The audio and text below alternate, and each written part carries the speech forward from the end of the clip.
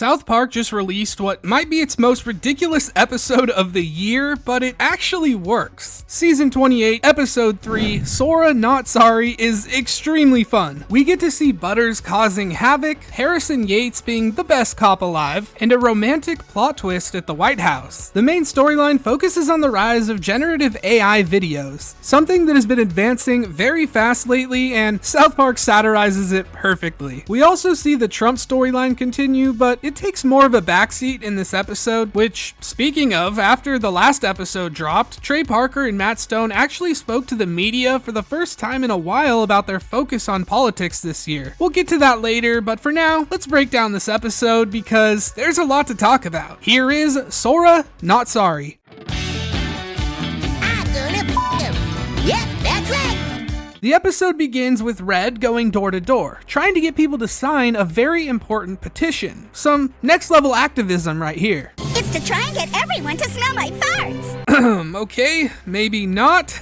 And then Santa Claus suddenly appears and proceeds to urinate on her. We learn that Butters has made an AI video of Red to make her look as stupid as possible. Clyde's reaction to this is interesting. He looks almost concerned with how real the video actually looks, something a lot of us can relate to with how fast this technology is improving. Butters then shows Stan and Kyle, and they both tell him that's not cool at all and even ask him why he would do that. Cause Red's a she totally used me. Yeah, okay, dude. Butters tells them about how Red pretended to like him just because she wanted a Labubu, referencing the episode from season 27. So I'm sure by now everyone is aware of these type of AI videos, but if you've never heard of Sora, I'll give you a quick rundown. Sora is a video generation tool built by OpenAI, the same company that makes ChatGPT, led by the lizard man, Sam Altman. Okay, but in all seriousness, I've watched a few interviews with this man, and I think South Park missed a great opportunity to make him a crab person or something.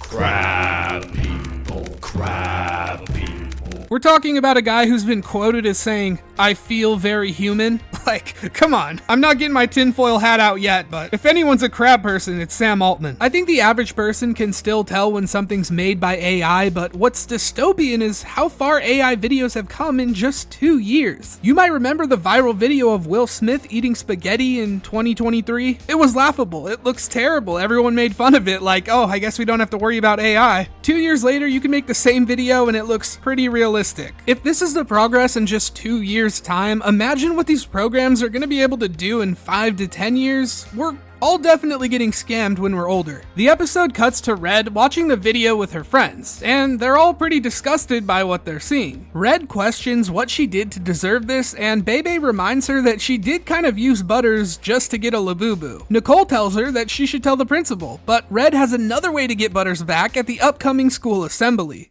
As you know, most of your brains have been sucked void of common sense by the woke radical left. PC principal starts showing a video about America's history in an attempt to show the school real American values. The video suddenly glitches and it cuts to Butters introducing his friend Totoro. Totoro is a character from the Studio Ghibli movie, so Matt and Trey obviously referenced Studio Ghibli in this episode because for the last year, people have been using their art style with AI to make pictures. Now, everyone will have their own opinion on this. I think it's an insult to the animation studio that has given us so many great movies over the years. One of my top 10 favorite movies is Grave of the Fireflies, so it is annoying to see people with a click of a button making art that resembles their animation. Even if we ignore our biases here, another big issue with this is that AI is clearly trained on copyrighted material without permission in order to recreate these type of images, something Matt and Trey probably feel pretty passionate about. So after the AI Butters introduces Totoro, he says something pretty shocking.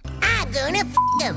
He then proceeds to violate poor Totoro. Butters then turns around to see Red flipping him off. It's just a great scene. It cuts to Leanne Cartman having a meeting with Detective Harris, otherwise known as Harrison Yates, which is what I always call him. Leanne tells him about the disappearance of her son and how he was very sick. Another officer interrupts this conversation to tell Yates that someone at the elementary school was abused by Totoro. Yates leaves to go interrogate Butters about what happened to him. He asks Butters how long him and Totoro have been sexually active. Butters is confused by this, but he learns that Yates and the police department think that the video is real, so Butters decides not to say anything, knowing that if he does, he'll get into trouble. But the whole time, he's so angry about it. I mean, remember when Butters was this cute, innocent child that could do no wrong? He's basically a full-blown incel in this episode. Like, yeah, Red did him dirty, but the old Butters would never do something like this. The interrogation is interrupted where Yates is told another student was abused, this time by Popeye the Sailor Man.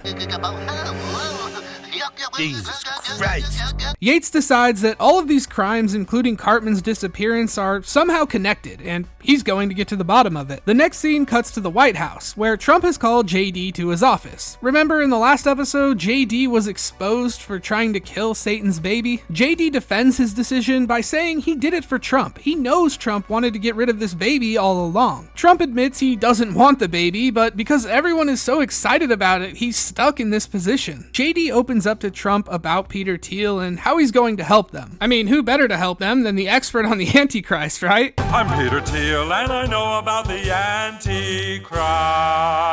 It's been about a month since this episode aired, and this song still randomly gets stuck in my head. After Trump and JD's meeting, we learn that the boy who was abused by Popeye was none other than Kenny. Kenny tries to tell Yates that it was just AI, and Butters reminds him that he can't admit that or the police will know that Butters started it all. Thankfully, Yates didn't hear him, or, he's just brain dead, and he goes on questioning them about Totoro and Popeye.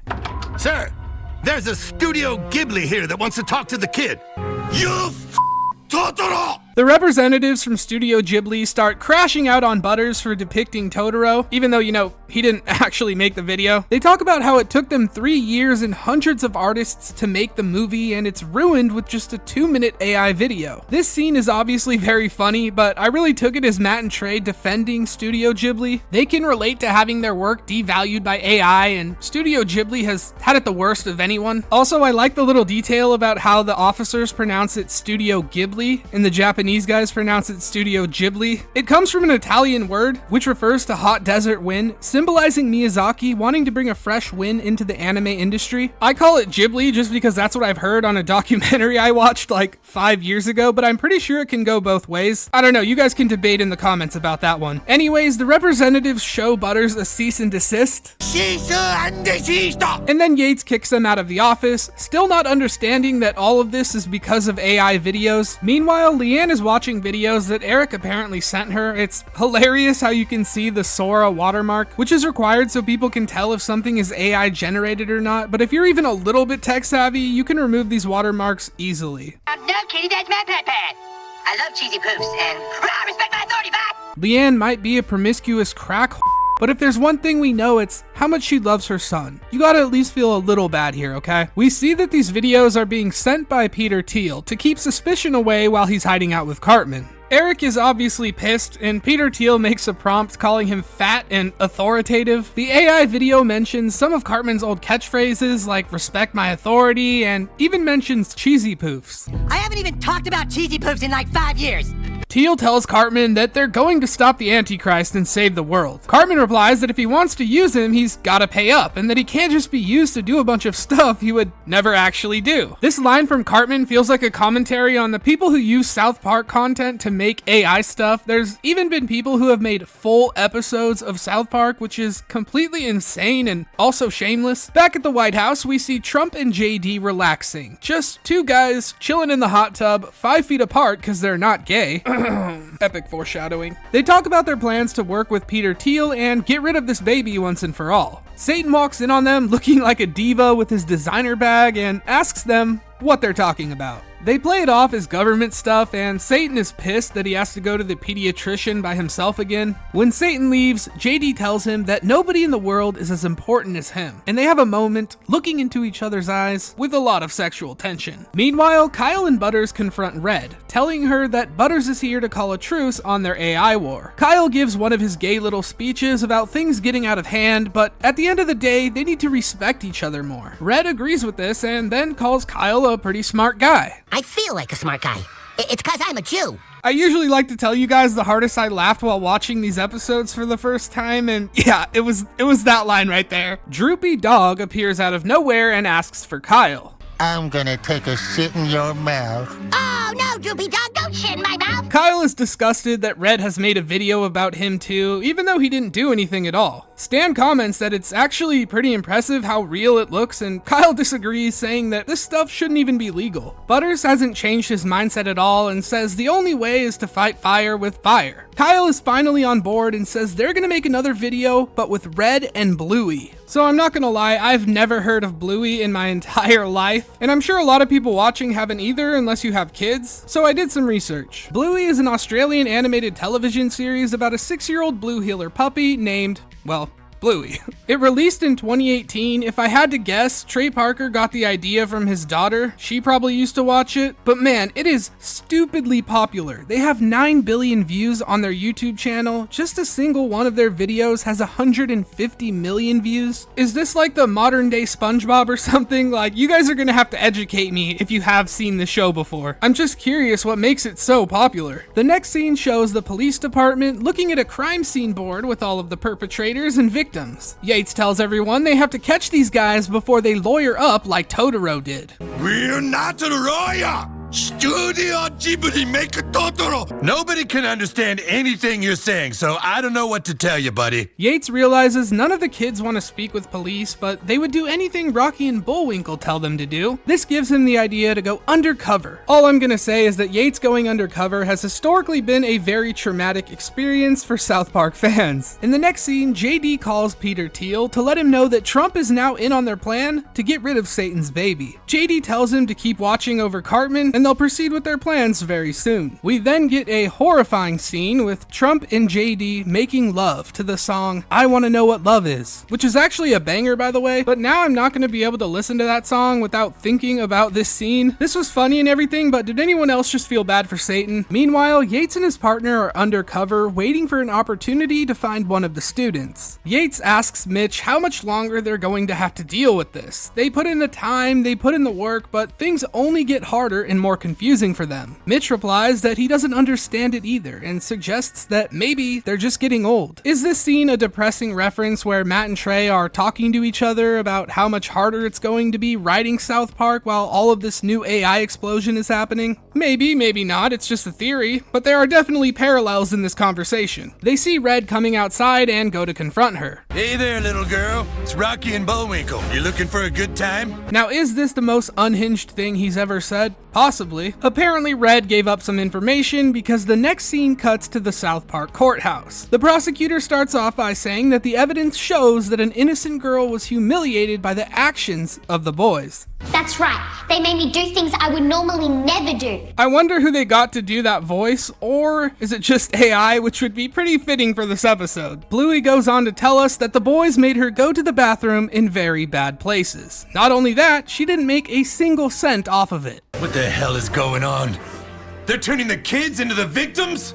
Okay, pause. This line doesn't make sense to me at all. I feel like if he said they're turning the kids into criminals, it would make perfect sense. The prosecutor says that the boys are all going to jail, and Butters confesses that he was the first one to make a video. He tells them that he was heartbroken, and he saw the videos Cartman was making in Sora 2 and thought he could do the same to make Red look bad. Yates realizes that someone is making videos about Cartman to distort the truth. That's gotta be Totoro! Yeah, the fact he still doesn't get it is perfectly on brand for the South Park Police Department. He did have one good idea though, which was to track the IP address of the fake videos, which leads them to Cartman and Peter Thiel. How the hell did it take you this long to figure out those videos of me were fake? Yates tells Mitch that it looks like they just busted a huge community of online predators called Sora 2. While searching Thiel's laptop, they find out he has surveillance all over the White House, and they find a camera of the president and JD making love in the Lincoln House. Mitch says that when Fox News hears about this, they're not gonna be happy.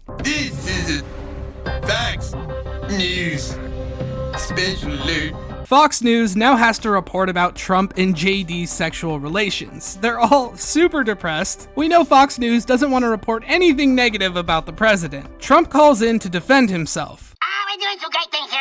More than sleepy Joe Biden over here. Everything's great. They finally mentioned Joe Biden. Do you think right-wing Twitter is happy now? Definitely not. They then ask him about the security footage of him and JD. Trump responds that it's all fake. It was just Sora too. The Fox News broadcasters eat this up and they all celebrate this information. Totally fake news today as the president did not have sex with the vice president. We see Satan and Trump laying in bed, and Satan has some doubts that this video is actually fake. So Trump swears on the baby's life, and Satan is forced to believe him. That is very grim. Trump leaves the room to go meet up with JD, and he's told that the South Park detective won't give up Peter Thiel. JD assures him that it's fine, and he won't let the town of South Park get in the way of their plans together. The episode ends in a poetic way with Trump and JD making out. Of course it does. For me, this is one of the better episodes of the year. Obviously, nothing will compare to the season 27 opener, but I'd put this one on par with the Labubu episode, which I also really enjoyed. Seeing Butters basically be a full-blown incel for the entire episode was really enjoyable. Harrison Yates is one of my favorite side characters in all of South Park. Ever since the Christian Rockhard episode, I just love his character. The social commentary on AI usage was spot on satire. You can tell that Matt and Trey are genuinely worried about the future of AI in creative spaces. Speaking of Matt and Trey, let's talk about what they said regarding their reasoning for having a hard focus on politics this year. I'll start by giving you a quote from Trey. "It's not that we got all political, it's that politics became pop culture." Matt added that speaking out against the current administration started to feel taboo, and he and Trey are attracted to that like flies to honey. They also say that it wasn't the plan to make the season as political as it was, but after the premiere of season 27, they felt it was right to continue mining that vein for more comedy. Trey Parker finished up by saying, "They're very down the middle guys. Any extremists of any kind, they make fun of." So, there you have it. All the speculation is gone. We now know what they were thinking. Well, we only have 2 episodes left. I'm really excited for them. So far, I've made my promise to upload a breakdown of every single new episode this year. If you could just do me one favor and like the video if you made it this far, I would appreciate it. As always, thank you for watching.